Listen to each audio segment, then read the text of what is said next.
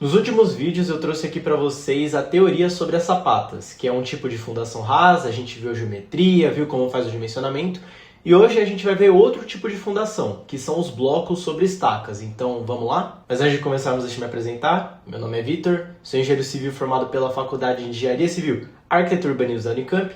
Já vou pedir para você se inscrever e comentar aqui no canal o que vocês querem que eu traga aqui de conteúdo para vocês, tá bom? Vamos lá. Blocos estruturais. Qual que é a grande função dos blocos? Eles vão pegar a carga que está vindo do pilar, da nossa estrutura, e vai transferir para a estaca que está dentro do solo, certo?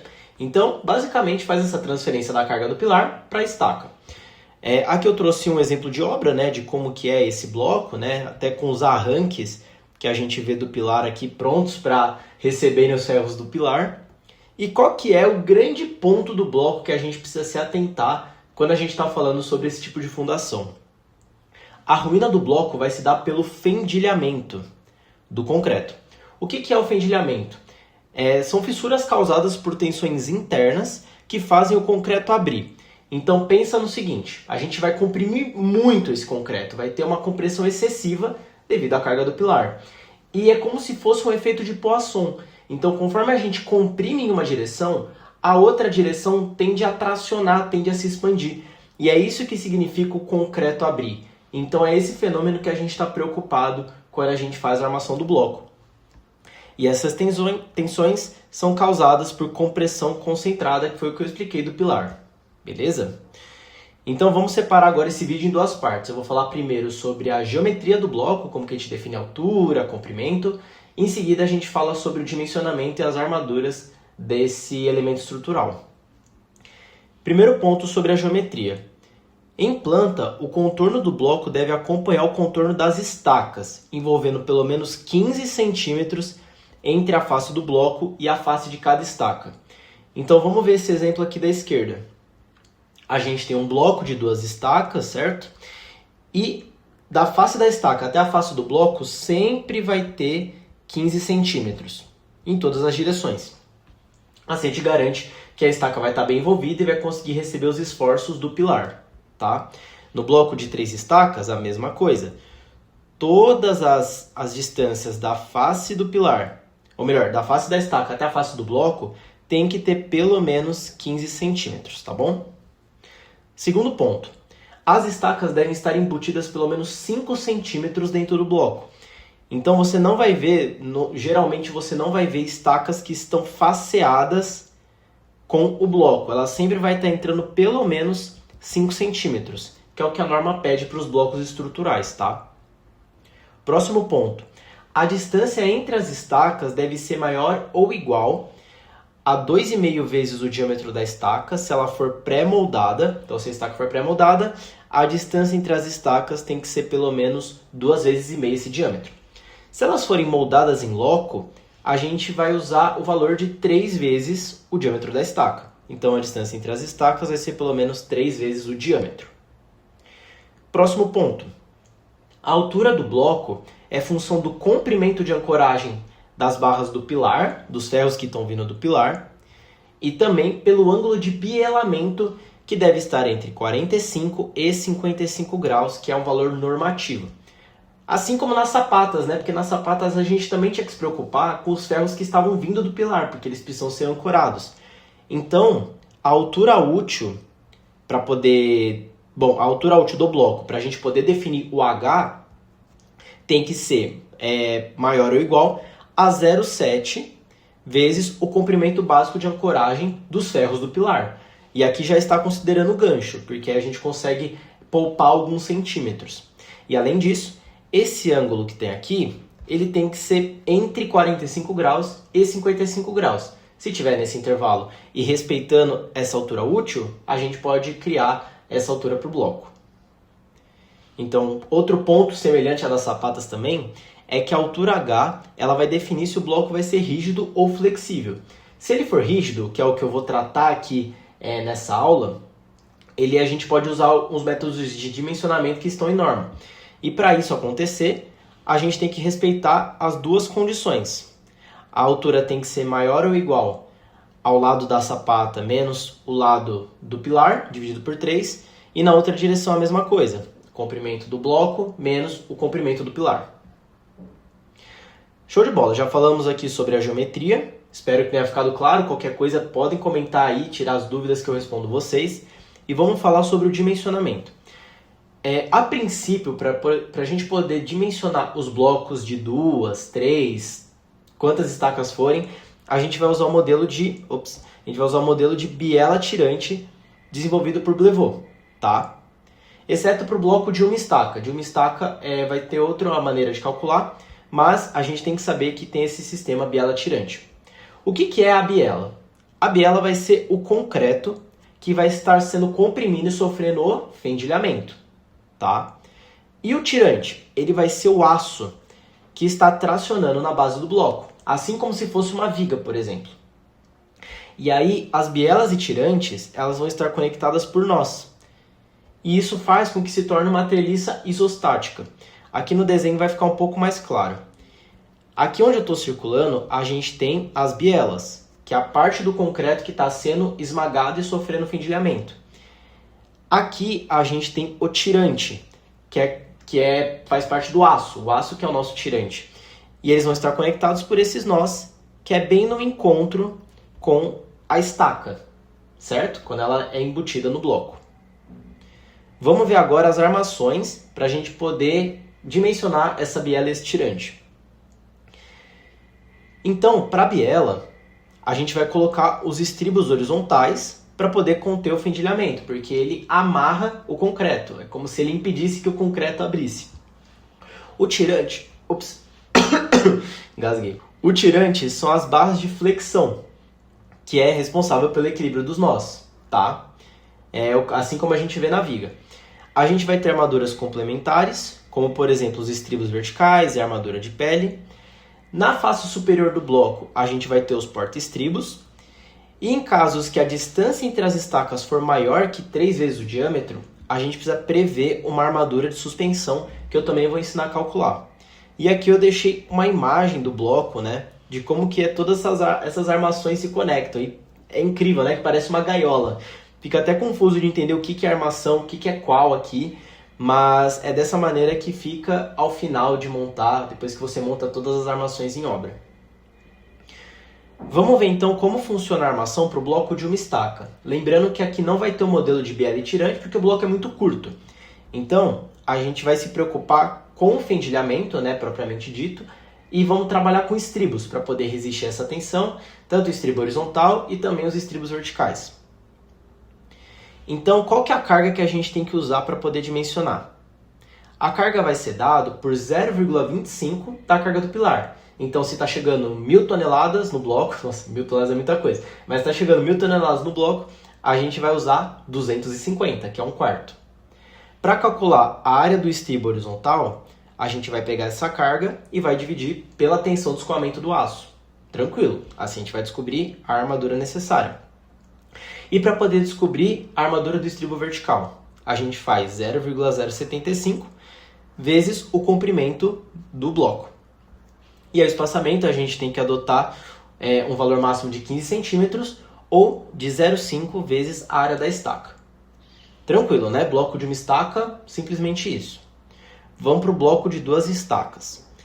Agora a gente tem o sistema de biela e tirante, porque agora é um bloco maior, tem 2 estacas, e a gente tem que se preocupar primeiramente com o ângulo de bielamento, que eu comentei para vocês, que é esse ângulo que faz entre o tirante e a biela. Para calcular para o bloco de 2 estacas, vai ser a altura útil, dividido pela distância entre as estacas sobre 2, menos comprimento do pilar dividido por 2. Lembrando que o ângulo tem que estar entre 45 e 55 graus. Show de bola! Aí a gente vai fazer uma decomposição de forças, a gente vai calcular o equilíbrio entre a força da biela, entre a força do tirante e entre a reação da estaca no bloco. Então a gente tem aqui compressão da biela, que está representada pela letra D, T, que é a resultante de tração no tirante, e a reação da estaca. Sendo que a reação da estaca, como está até aqui embaixo, vai ser o peso total do pilar, a carga que está vindo do pilar, dividido por 2, porque são 2 estacas. Então, A força no tirante vai ser dada por essa fórmula. Então, reação da estaca dividido pela altura útil, vezes a distância entre as estacas sobre 2, menos o comprimento do pilar dividido por 4. É isso. Calculou essa força? Basta dividir pela tensão de escoamento do aço que a gente chega na quantidade de aço que a gente precisa no tirante. Agora, para a gente poder verificar as bielas, a gente vai calcular tensões de compressão na biela. E esses valores de tensão que a gente for calcular tem que ser menor que um certo valor limite. E isso vai valer tanto para o pilar quanto para a estaca. Então, a partir de agora, do bloco de 2 estacas, a gente vai ver essas tensões no pilar e na estaca. E as duas têm que estar passando, senão tem que mudar a altura do bloco, tem que fazer alguma outra solução. Então, no pilar, a gente vai ter essa tensão de compressão, que é 2 vezes a reação da estaca, dividido pela área do pilar, vezes o seno ao quadrado do ângulo de bilamento. E ele tem que ser menor que 1,4 vezes FCD1. Quem que é FCD1? É 0,85 vezes αV2 vezes FCD. E quem que é αV2? αV2 é 1 menos FCK sobre 250, sendo que o FCK vem em MPa. Beleza, calculou aqui o valor da compressão é menor que o limite? Show de bola, vamos para o próximo, que é na estaca. A fórmula da compressão da biela na estaca vai ser a reação da estaca, dividido pela área da estaca, vezes o seno ao quadrado do ângulo de bilamento. E ele tem que ser menor que o FCD3. Quem que é o FCD3? É 0,72 vezes αV2 vezes FCD. Agora sim, passou nessas duas verificações, então não vai ter o fendilhamento. Você está seguro quanto a isso. Com as bielas verificadas, a gente só precisa calcular agora os estribos verticais e a armadura de pele.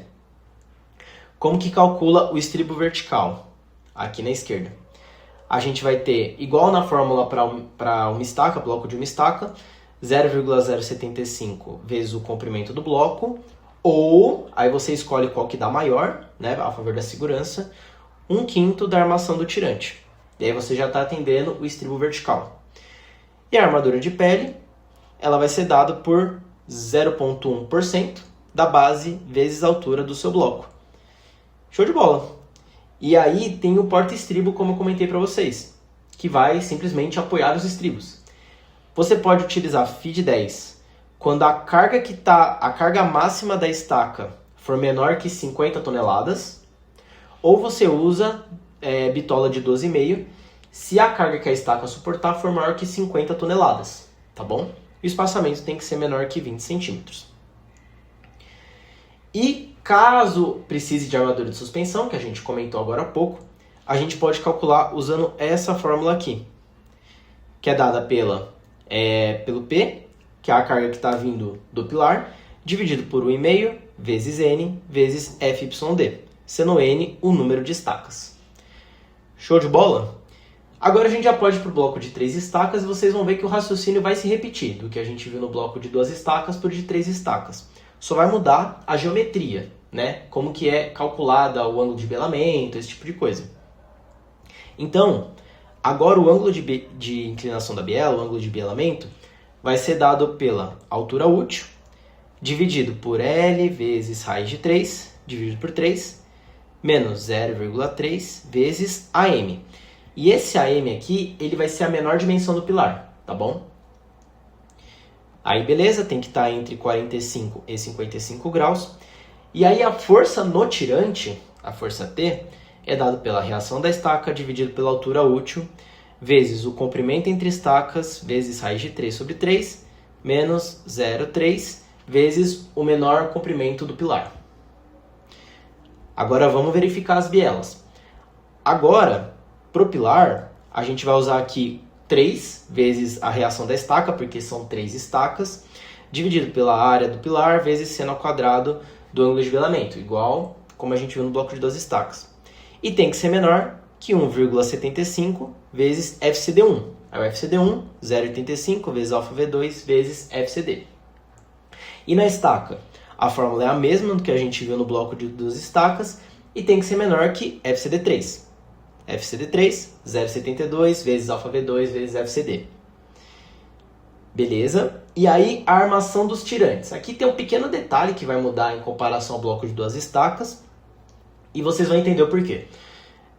Aqui, a fórmula para calcular a área de aço é T sobre a tensão de escoamento do aço, que é o padrão, né, para todos os casos que a gente viu.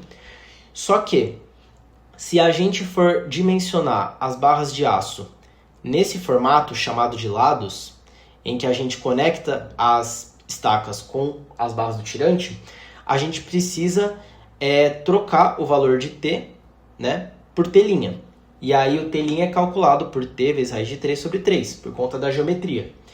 Se a gente armar utilizando a configuração de medianas, a gente continua usando o valor de T que a gente obteve anteriormente, tá bom? Beleza. Por fim, bloco de 4 estacas, que vai seguir o mesmo raciocínio. Então a gente calcula o ângulo de bielamento, que é dado por essa fórmula aqui, bem parecido com a de 3 estacas, né? Muda só a geometria, como eu falei. A reação no tirante, né? A força T, que é a força do tirante, é dado por essa fórmula, sendo que a reação da estaca vai ser a força do pilar sobre 4, porque são 4 estacas. Verifica as bielas, lembrando que para o pilar agora o multiplicador é 4, e os limites aumentam um pouquinho, né? Porque agora é 2.1, e as fórmulas do FCD1, FCD3 continuam as mesmas. É o mesmo raciocínio. E aí, para a armação dos tirantes, assim como a gente viu no bloco de 3 estacas, também vai ter uma alteração. Para as diagonais, é o mesmo valor, T continua igual a T. Quando utilizar a configuração de lados, que você liga 2 estacas que estão próximas, a gente usa o T', que é dado por essa fórmula.